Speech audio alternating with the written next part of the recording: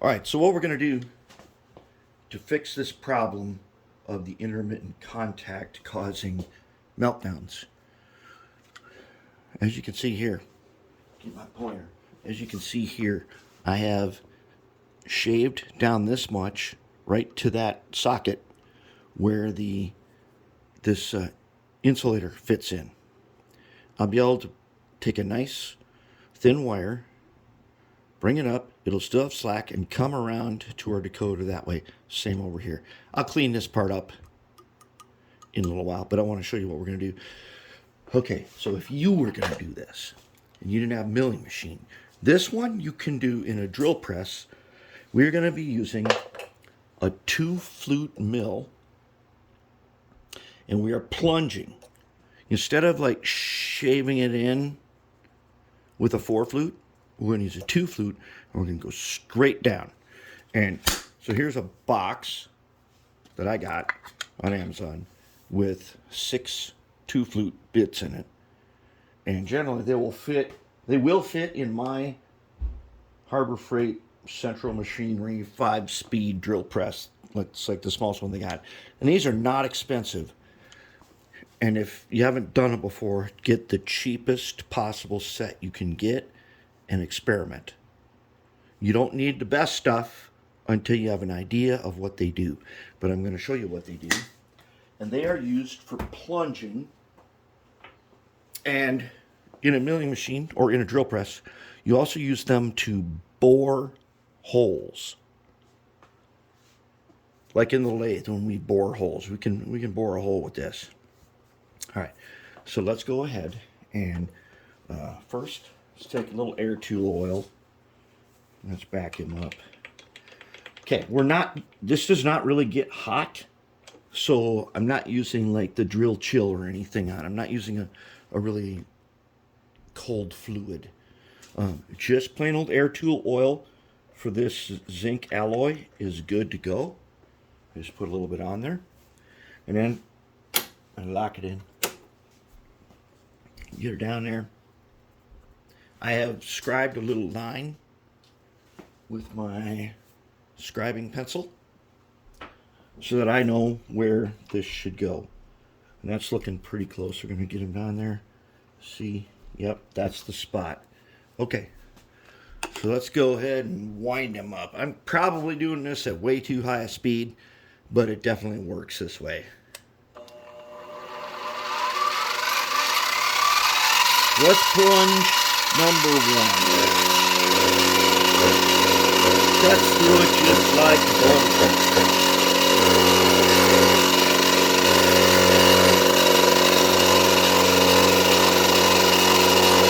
I'm looking to see just where it barely touches the surface of the frame. As soon as I see that mark, I'm going.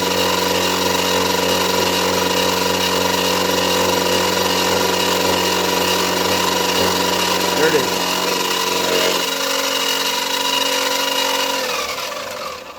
That's 1. Okay, let's take our paintbrush. Get the chips out of here so we can see the second one right there. Now, you would clean up these things here with some jeweler's files. So let's bring them over. Let's bring them down. And when we bring them on here, we touch and go. Looks like, yeah, so he scrapes the paint in the right spot. Let's lock him into the dial. Now, if you don't know about a milling machine, this dial is graduated in thousandths of an inch. And back here, there is like a drill press handle. Okay, I can pull it out and I can go up and down like that. And then I can push it in and lock it in. Now I'm going to use this dial. That'll do the height, and that's what I use for this. Okay, so let's go ahead and watch this guy plunge it. This is called plunging. 2 flutes are meant for plunging. Whoop! See, I blew it. Okay, let's get him back.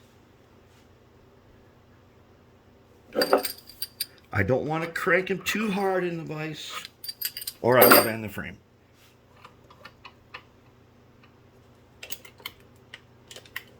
Check my mark. There it is. Okay. He's locked in. Let's hit it.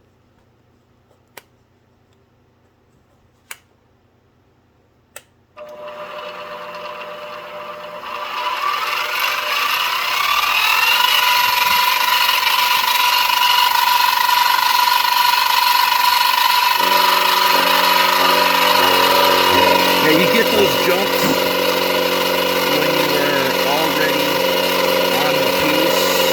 You start on the piece.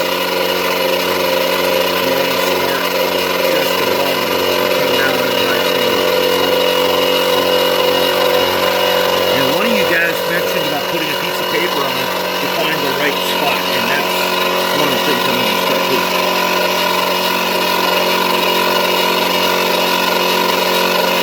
How easy it is. And that will totally work in your work.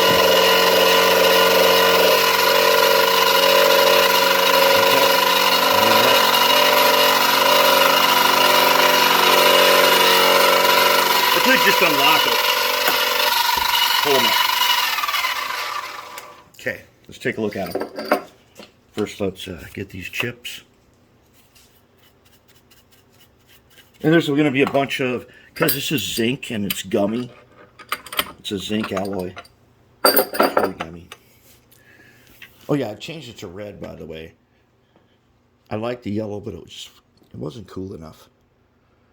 Okay, so now, see the trough right there? Right there? So I'll be able to put a thin wire on top of those pickups on the truck. And I'll be able to bring that up and bring it through that channel. And that will prevent the meltdown at that spot, unless it was stalled or something. Okay, so all I got to do now is clean up the cuts. Same on the back. Just like that. Now that gives us a way to, we're going to put the insulator strip back in. But I think we're going to go ahead and not use the copper strips, because they're just not going to work into this one. It'd be cool if they did, but they just won't. But there we are. That is how we're going to prevent the next meltdown.